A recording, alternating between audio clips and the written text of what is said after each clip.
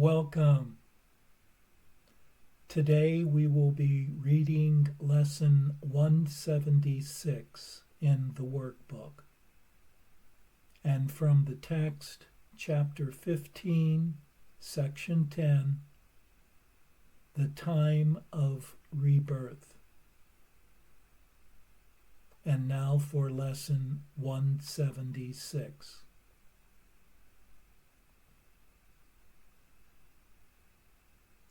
God is but love, and therefore so am I.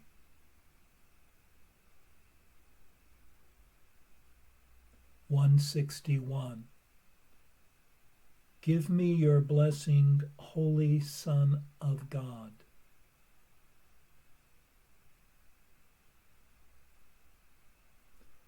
God is but love, and therefore so am I.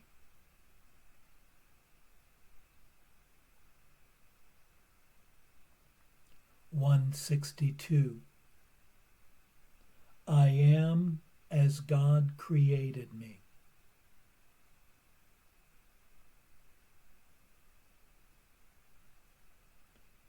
God is but love, and therefore so am I.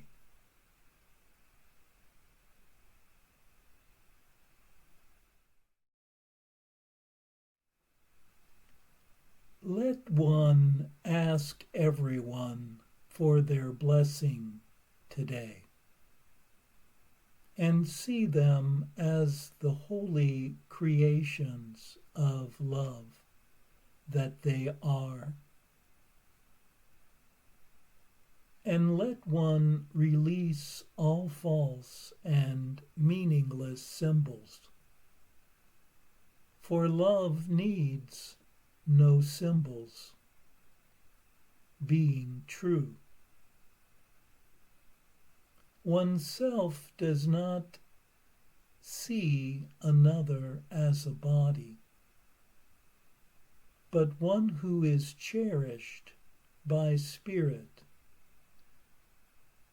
and who eternal love created perfect. Love created one as what one is. And from this powerful thought are dreams dispelled and illusions dissolved. The light is come today to bless the world, and darkness is no more. Love is but love, and therefore love is what one is.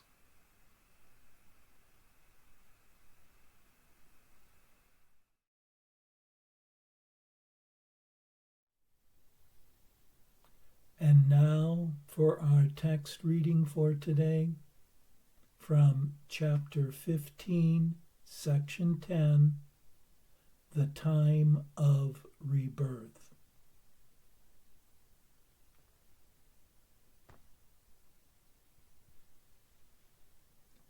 It is in your power, in time, to delay the perfect union of the Father and the Son.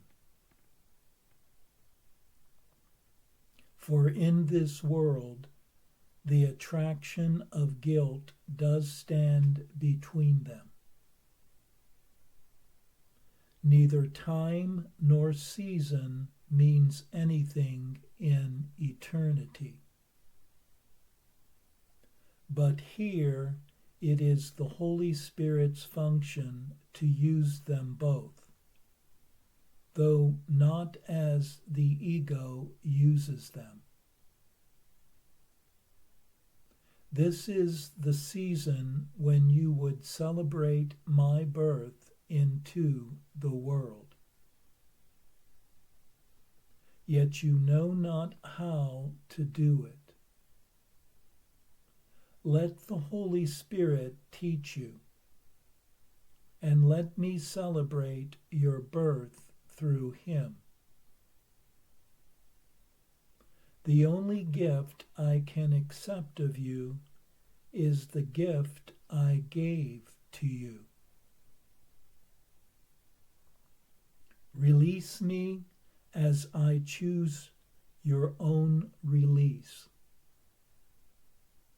The time of Christ we celebrate together, for it has no meaning if we are apart. The holy instant is truly the time of Christ. For in this liberating instant, no guilt is laid upon the Son of God,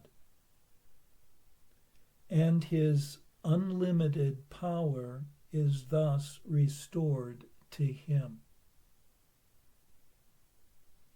What other gift can you offer me, when only this I choose to offer you? And to see me is to see me in everyone, and offer everyone the gift you offer me. I am as incapable of receiving sacrifice as God is, and every sacrifice you ask of yourself, you ask of me. Learn now that sacrifice of any kind is nothing but a limitation imposed on giving. And by this limitation, you have limited acceptance of the gift I offer you.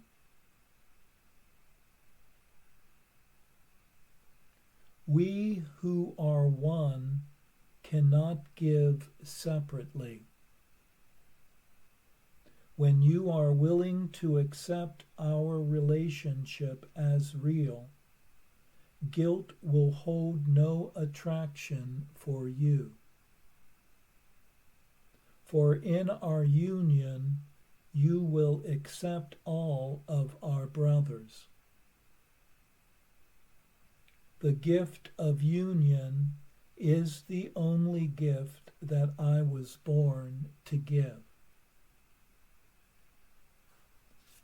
Give it to me that you may have it. The time of Christ is the time appointed for the gift of freedom offered to everyone.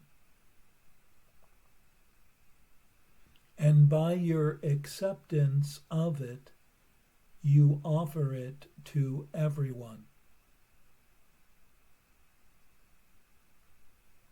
It is in your power to make this season holy, for it is in your power to make the time of Christ be now. It is possible to do this all at once, because there is but one shift in perception that is necessary. For you made but one mistake. It seems like many, but it is all the same. For though the ego takes many forms, it is always the same idea. What is not love is always fear and nothing else. It is not necessary to follow fear through all the circuitous routes by which it burrows underground. and hides in darkness, to emerge in forms quite different from what it is. Yet it is necessary to examine each one as long as you would retain the principle that governs all of them. When you are willing to regard them not as separate, but as different manifestations of the same idea, and one you do not want, they go together. The idea is simply this: you believe it is possible to be host to the ego or hostage to God. This is the choice you think you have, and the decision you believe that you must make. You see no other alternatives, for you cannot accept the fact that sacrifice gets nothing. Sacrifice is so essential to your thought system that salvation apart from sacrifice means nothing to you. Your confusion of sacrifice and love is so profound that you cannot conceive of love without sacrifice. And it is this that you must look upon. Sacrifice is attack, not love. If you would accept but this one idea, your fear of love would vanish. Guilt cannot last when the idea of sacrifice has been removed. For if there is sacrifice, someone must pay and someone must get.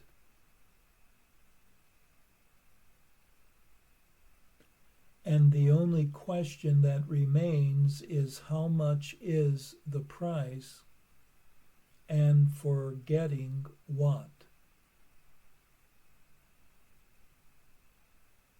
As host to the ego, you believe that you can give all your guilt away whenever you want, and thereby purchase peace. And the payment does not seem to be yours. While it is obvious that the ego does demand payment, it never seems to be demanding it of you. You are unwilling to recognize that the ego, which you invited, is treacherous only to those who think they are its host. The ego will never let you perceive this,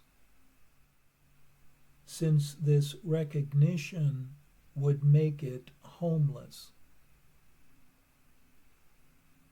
For when the recognition dawns clearly, you will not be deceived by any form the ego takes to protect itself from your sight. Each form will be recognized as but a cover for the one idea that hides behind them all. that love demands sacrifice and is therefore inseparable from attack and fear, and that guilt is the price of love, which must be paid by fear. How fearful, then, has God become to you? And how great a sacrifice do you believe his love demands? For total love would demand total sacrifice. And so the ego seems to demand less of you than God, and of the two is judged as the lesser of two evils, one to be feared a little perhaps, but the other to be destroyed. For you see love as destructive, and your only question is, who is to be destroyed, you or another?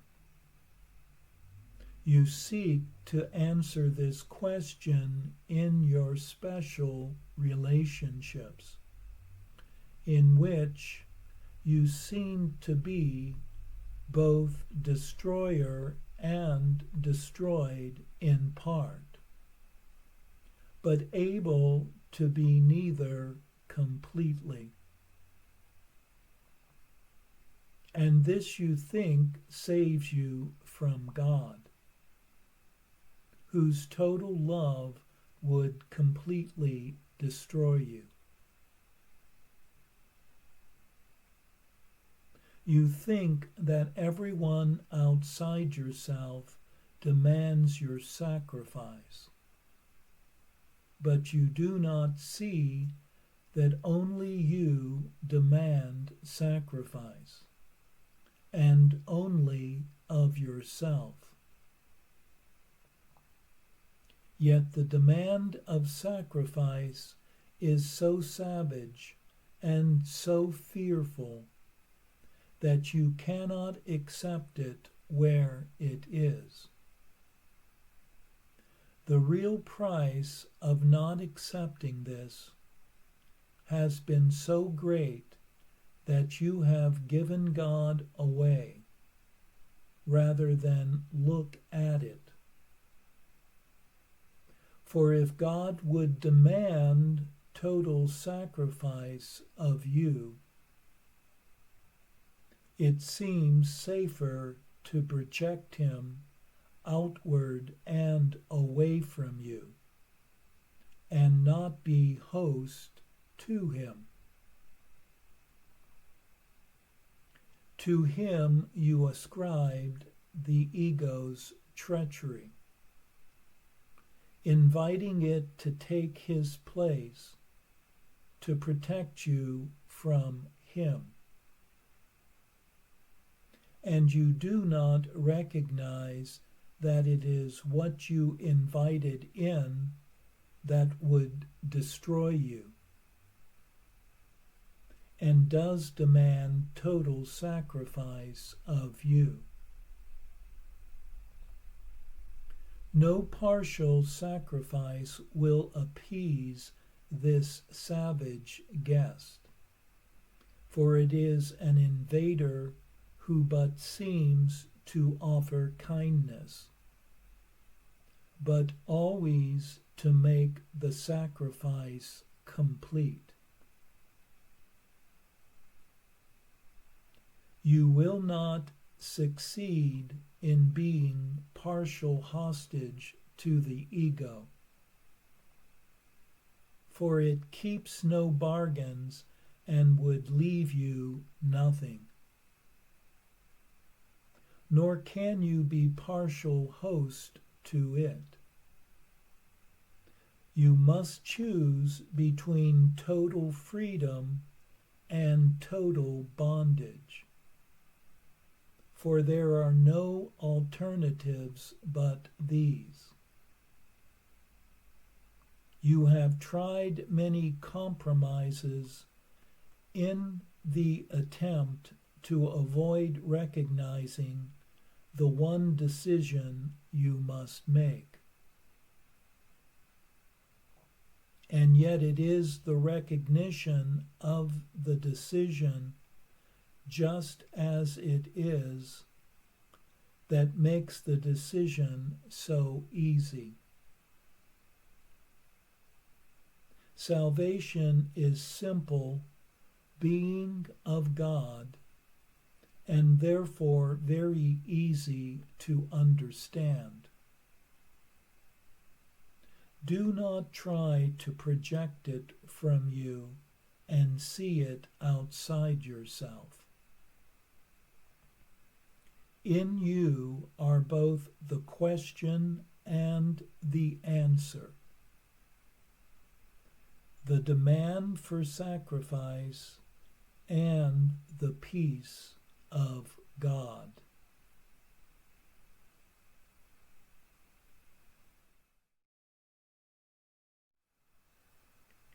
This section focuses on the concept of sacrifice, which appears to place a limit on giving,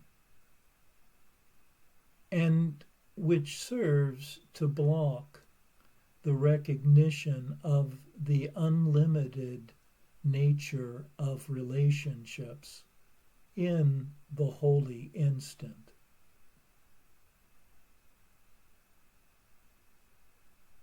For one's awakening to one's true self appears to involve sacrifice and loss.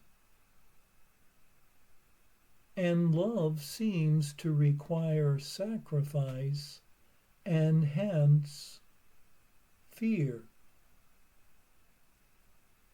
Yet it is crucial that one see that sacrifice is a form of attack, which is of the ego, and hence cannot be love. For if one could accept that love demands no sacrifice, then guilt could no longer exist. And the eternal would cease to be fearful, as the love of God would require no loss, but only gain. One has believed that everyone has demanded sacrifice of oneself,